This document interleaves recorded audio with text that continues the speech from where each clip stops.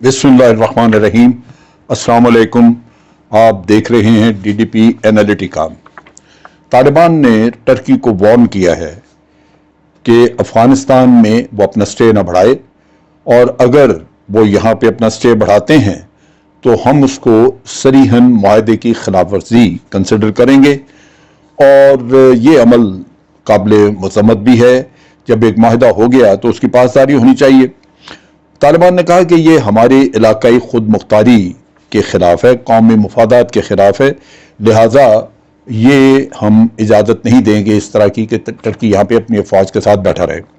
Turkey ने America के साथ एक मुआहदा किया। मुआहदे के तहत काबुल के हवाई अड्डे के दिफा की जिम्मेदारी उन्होंने ली, जिस पर तालिबान नाराज़ हैं। अब ये कि टर्की के सदर एक नहायत समझदार आदमी है, लेकिन ये कतन अंदाजा नहीं कि क्यों उन्होंने इस किस्म का काम किया, जहां पे ये चीज़ वाजे है कि ना सिर्फ मुआहदे की खिलाफ वर्जी है, बल्कि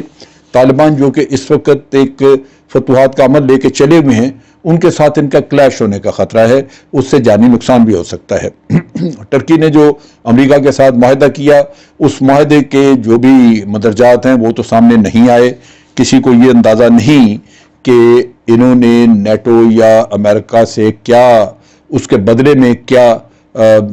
सहूलियात ली हैं या क्या अंडरस्टैंडिंग की है, क्योंकि कुछ अरसे से टर्की के अमेरिका के साथ मरासम बेहतर नहीं थे, और लगता यही था कि ताल्लुकात की बहाली के लिए टर्की कोशिश कर रहा है। और फिर ये जब टर्की ने वॉलंटियर किया, तैयब एर्दोगान साहब ने वॉलंटियर किया कि वो यहाँ पे हवाई अड्डे का दिफा करने के लिए तैयार हैं, तो हम सब हैरान थे। शुरू में तो वो पाकिस्तान और मलेशिया को भी इसमें शामिल करना चाहते थे, लेकिन पाकिस्तान ने माजरत की, क्योंकि ये पाकिस्तान के मुफाद में बिल्कुल नहीं था। अब इस मामले में ये पॉसिबल है कि तालिबान कल को एयरपोर्ट पे कब्जा करने के लिए इन्हीं के जो टर्क फौजी हैं उनके ऊपर हमला करें, और उससे हालात वहाँ पे बिगड़ें, जानी नुकसान का भी खदशा है। जो मैं समझता हूँ कि टर्की को अपने फैसले पे नज़रसानी करनी चाहिए, या कम से कम उनको तालिबान को कॉन्फिडेंस में लेना चाहिए, उनसे बातचीत करके कुछ मामला तय करना चाहिए ताकि ये मसला बिगड़े ना। इसी असना में तालिबान के जो स्पोक्स पर्सन हैं सुहेल शाहीन, उन्होंने भी एक इंटरव्यू दिया, और उन्होंने पाकिस्तान के बारे में कहा कि पाकिस्तान अगर हमारी मदद करे मुज़ाकराती अमल में उसको कामयाबी तक ले जाने के लिए, तो वो तो हम खुशामदीद कहेंगे, बहुत अच्छी बात है। पाकिस्तान अगर इस मामले में कोई अंडरस्टैंडिंग करा सकता है, लेकिन उन्होंने कहा कि ये हम लाजमन नहीं बर्दाश्त करेंगे और ना चाहेंगे कि पाकिस्तान अपनी तरफ से कोई हल मुसल्लत करे हमारे ऊपर।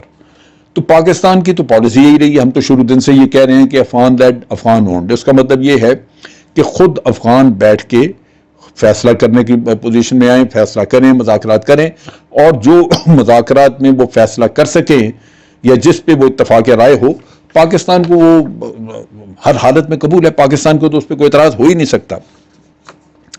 पाकिस्तान के साथ ताल्लुकात के बारे में उन्होंने कहा कि पाकिस्तान के साथ हमारे बरादराना ताल्लुकात हैं और हम रखना चाहते हैं। पाकिस्तान एक मुस्लिम मुल्क है, हमारा हमसाया है, और उसके साथ साथ हमारे सदियों पुराने कल्चरल, मजहबी, हर तरह के ताल्लुकात हैं, और हम चाहेंगे कि पाकिस्तान के साथ बहुत ही करीबी दोस्ताना ताल्लुकात हों। इसी तरह उन्होंने अपने मुल्क को एक इस्लामी अमारात बनाने का इरादा भी जाहिर किया। उन्होंने कहा कि हमारा अपना इरादा यही है कि इसको एक इस्लामी अमारात के तौर पे अफगानिस्तान को आगे चलाया जाए, और उसके लिए उन्होंने कहा कि हमने अपना कॉन्स्टिट्यूशन वगैरह चीज़ें बना के रखी हुई हैं।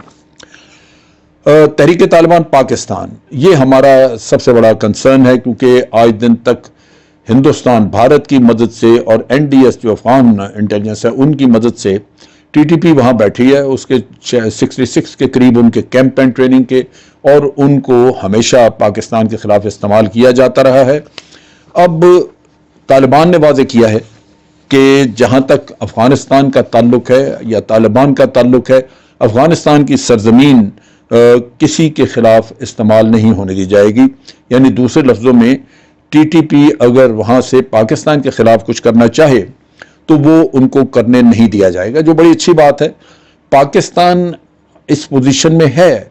کہ اگر پاکستان چاہے تو افغانستان میں اسی طرح کی کارروائیاں کرا سکتا ہے، لیکن پاکستان چاہے گا کہ یہ ہمارا ہمسایہ ملک، ہمارا دوست ملک بن کے رہے۔ ایک وقت تھا کہ وہاں پہ امریکہ تھا، نیٹو، بھارت، یہ وہ تھے، تو ان کارروائیوں میں کچھ رکاوٹیں تھیں، لیکن اب پاکستان توقع کرتا ہے کہ ہر حالت میں ہمارا جو پاک افغان سرحدی علاقہ ہے یہ پرامن ہوگا، اور طالبان جیسی بھی حکومت بنے، جو بھی حکومت آئے وہاں پہ مل کے بنائے، سارے اس میں حصے دار ہوں، تو ہمیں وہاں سے کوئی ایسی شکایت نہیں ہونی چاہیے کہ وہاں سے ٹیررزم ہماری طرف آ رہا ہے۔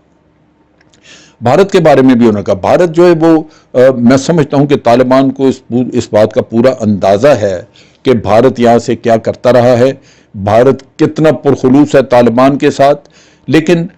ابھی طالبان بھی میں سمجھتا ہوں کہ بڑے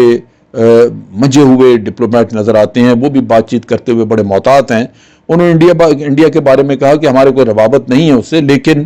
اگر انڈیا چاہے تو وہ افغان عوام کی مدد کر سکتا ہے، افغان حکومت کی نہیں۔ یعنی دوسرے لفظوں میں وہ چاہتے ہیں کہ افغان حکومت کا یا طالبان کا جہاں تک تعلق ہے اس میں بھارت نیوٹرل ہو، یہ نہیں کہ بھارت جو ہے وہ سائڈز لے۔ اس میں طالبان کو لازماً پتہ ہوگا کہ بھارت جو ہے وہ طالبان کی سائڈ پہ تو نہیں ہے،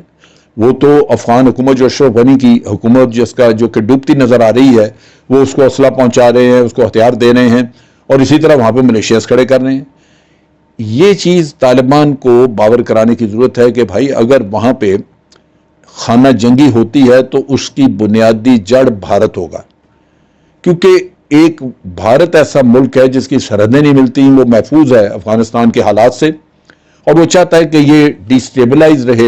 افغانستان، تاکہ یہاں سے وہ پاکستان کے خلاف کارروائیاں کرتا رہے۔ اور یہ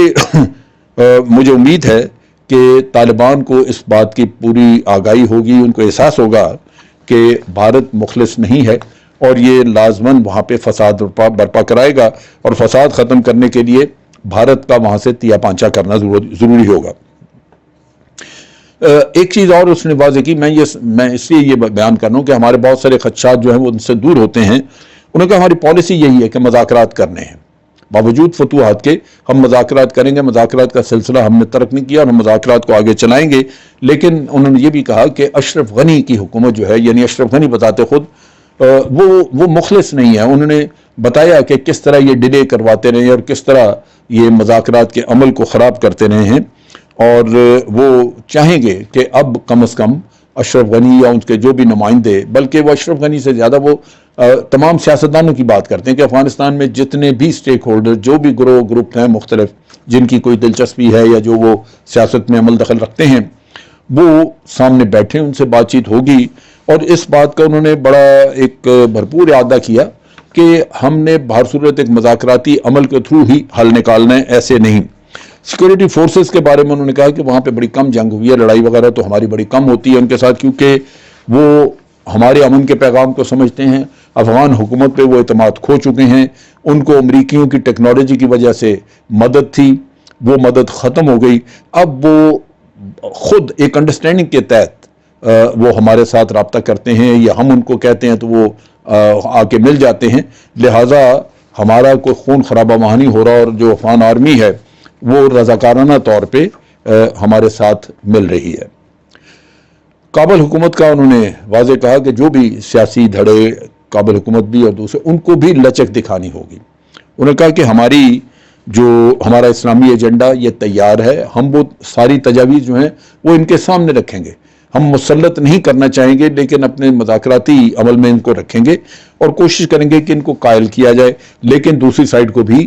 اس مذاکراتی عمل کو کامیاب بنانے کے لیے لچک دکھانی ہوگی۔ اور میرا خیال ہے کہ اب چونکہ ان کو اوپر طالبان کا دباؤ آیا تو لچک دکھائیں گے، اور یہی بہتر ہے کہ اس سے ایک پرامن حل نکل آئے۔ یہ چیز انہوں نے واضح کی کہ دیرپا امن جو ہم لا رہے ہیں وہ دیرپا تبھی ہوگا اگر ہم تمام سیاسی دھڑوں سے بات کریں گے، اور وہ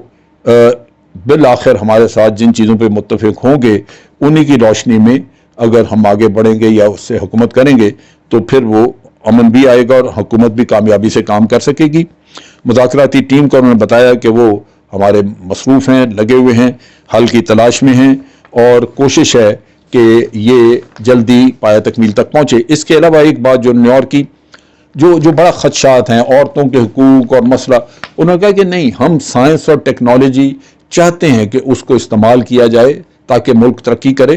اور سائنس اور ٹیکنالوجی کے استعمال کے لیے خواتین ہوں مرد ہوں سب کو استعمال کرنا ہے۔ اس میں ٹیلی ویژن وغیرہ بھی ہے، اگر خواتین اس میں ٹیلی ویژن پہ کام کرتی ہیں یا کسی بھی اور فیلڈ پہ، جیسے کمپیوٹر آپریٹر بن جاتی ہیں لڑکیاں یا کچھ اور، تو انہوں نے کہا کہ ہم بھرپور اس سے فائدہ اٹھانا چاہیں گے اور خواتین جو ہیں وہ بھی اس میں شامل ہوں گی۔ یعنی دوسرے لفظوں میں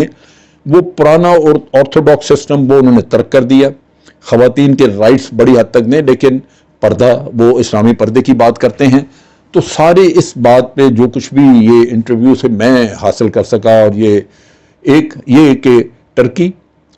اس کے لیے خطرات ہیں، ان کو یہ چیز نہیں کرنی چاہیے تھی۔ بہرحال اب کی ہے تو طالبان سے اگر مذاکرات کریں تو مسئلہ شاید حل ہو جائے۔ دوسری طرف یہ ہے کہ طالبان اب پہلے کی نسبت بڑے مختلف ہیں۔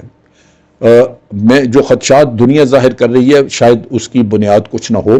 طالبان غالباً ایسی حکومت بنائیں گے جو پوری دنیا کے ساتھ قدم ملا کے چل سکے، اور وہ ایک ایکسیپٹیبل سسٹم ہو جو باقی لوگوں کے لیے تکلیف دہ نہ ہو۔ تو اس لحاظ سے